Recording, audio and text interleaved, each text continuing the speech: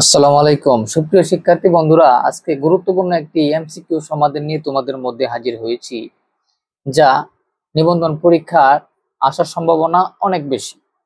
যদি p of x equal to 2x cube minus kx square plus 3x minus 4 এর x minus এর 1 একটি উৎপাদক হয়, তাহলে k এর মান কত? এই টাইপের অঙ্ক যখন আপনি করতে যাবেন তখন দেখবেন উৎপাদকের মধ্যে কিভাবে দেওয়া আছে। যদি +1 দেওয়া থাকে তাহলে মাইনাসের 1 বসায় দিবেন, আর যদি মাইনাসের 1 হয় তাহলে প্লাসের 1 বসায় দিবেন। তাহলে এখানে আমি k এর জায়গায় বসাবো, x এর জায়গায় বসাবো হচ্ছে 1, কারণ x মাইনাসের 1 হচ্ছে তার একটি উৎপাদক।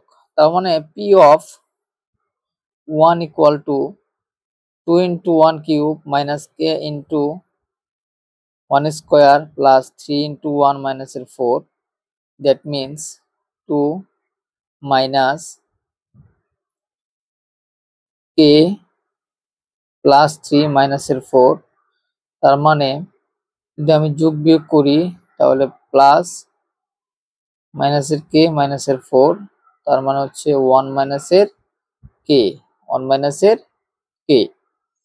এখন দেখুন এটা বসালে তার মান কত হবে? 0 হবে। তার মান কত হবে? 0, অর্থাৎ k এর ভ্যালু কত হবে? 1 হবে। k এর ভ্যালু 1 হবে। আশা করি সবাই বুঝতে পেরেছো।